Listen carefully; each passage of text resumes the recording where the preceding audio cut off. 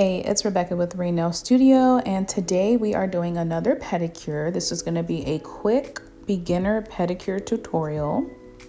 This particular client is currently getting a acrylic add-on to her big toes just because she keeps breaking them, and they were extremely thin and brittle from the place she was previously going to by just getting gel polish and it not being removed properly.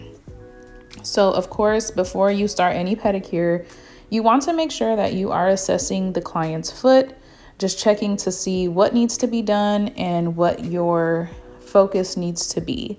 This particular client does not require a lot of like callus treatment or anything like that. So the first thing I always do is I just push back those cuticles, and then I'm gonna go underneath the nail just to see how far back I can trim the toenails, and of course to get any buildup or debris out from underneath the nail. On this big toe, she does already have an outgrown acrylic, which we will file down and refresh for her today. Next, I'm gonna go in and trim the toenails ever so gently. You wanna make sure you're not pinching any skin, and you wanna make sure that you're not clipping the toenails too short. This client does have thick pinky nails, which I always go over just with a hand file just to get some of that thickness down, because some of it does seem to have a fungal growth on the very end. I am making sure to clip that off as well because it is lifted from the nail bed. It is perfectly okay to assist clients who have problematic toenails. You just need to make sure that you are using mostly disposable items, and of course disinfecting, sanitizing, and sterilizing all of your implements. There is a difference between sanitation and sterilization.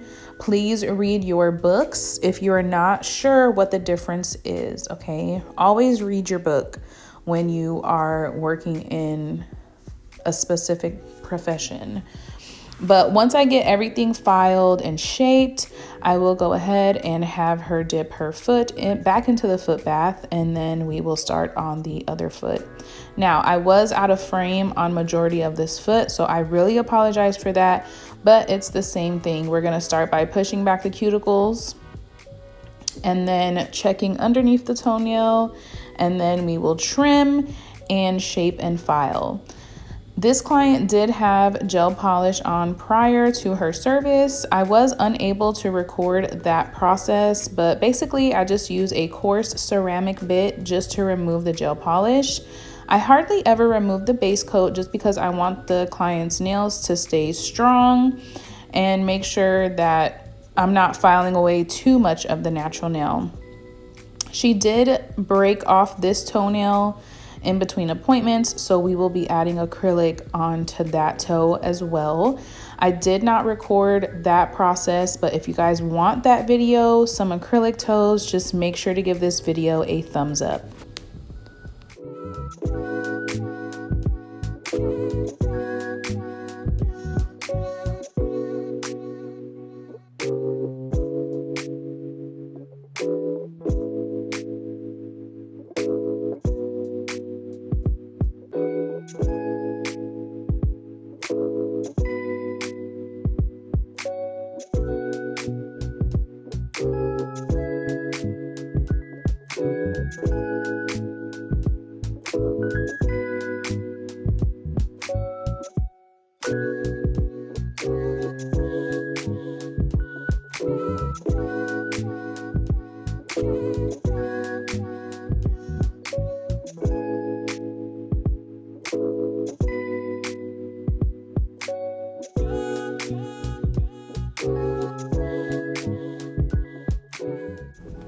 After the second soak, I'm going to go ahead and remove any remaining dead skin or cuticle.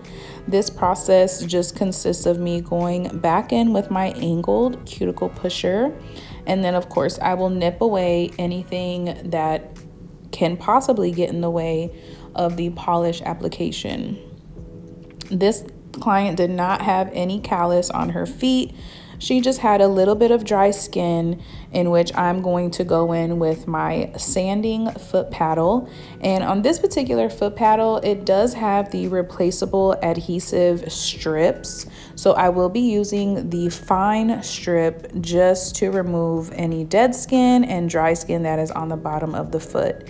When you're doing this process, you want to make sure that you are checking the hot spots, which are going to be just below the big toe on the bottom of the foot, of course the pinky toe, right under the pinky toe, and of course the back of the foot. Now you can go ahead and file the entire foot, but it's not necessary unless your client has extremely calloused feet. If you have a client with extremely calloused feet, that's when I recommend using a callus remover. You only want to use a callus remover on thick callus because callus remover essentially burns the skin or the dead skin that's on the foot. So you want to make sure you're not using that on live skin because it will cause irritation to the client, and we don't want that.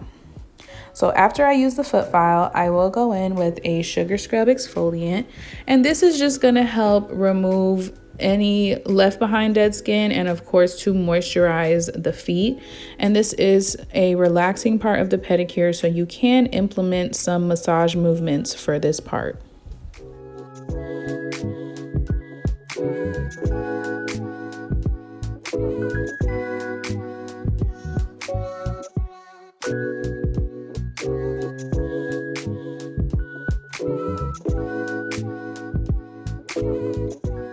That is it for today's video. If you have any comments or questions, feel free to leave them down below. Do not forget to subscribe. We're trying to get to 10K subscribers so we can do an awesome giveaway. Make sure you give this video a thumbs up if you would like to watch some acrylic toe applications. Also follow me on Instagram at BeccaB_. Again, my name is Rebecca and I hope to see you soon.